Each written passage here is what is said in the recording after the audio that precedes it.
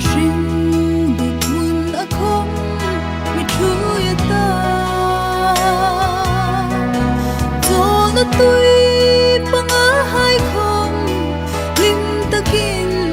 mi thu ya ti in cha thang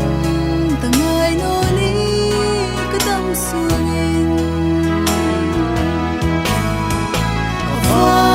ro pui ngai de ka la mi chui na tin reng hi mangai na lam puyan si o ple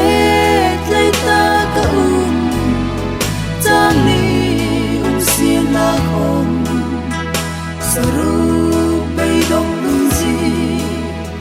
tak sam ni mati tap naru Sholai komin mangai na amin nutir alpatu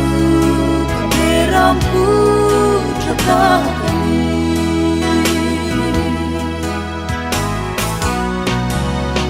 mido tu mit mule soi se tu hai karum okani bu sai laksi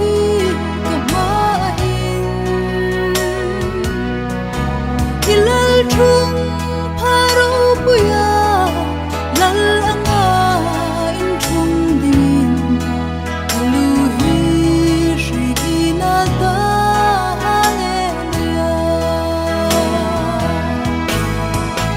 pharo pui ngai de kalama i mi chui na tin reng hi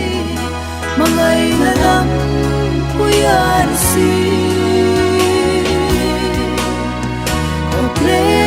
tlai ta ka tam ni sin na khom saru bei dong lung ji tak sam ni mati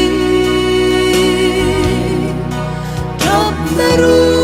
sholai komin mangai na amin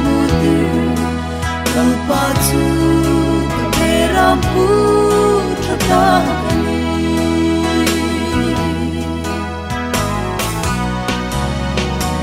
vel hausak na ring tu hai tu ping chamanta mani fel na sung tu tu ram charati lal paring tu hai ruk tu kil chashing ta sam no ni al pa pa tin shing tu ang rau chan na ni ro pui ngai de ka la pa ki mi chui na tin reng hi mangai na lam puyan si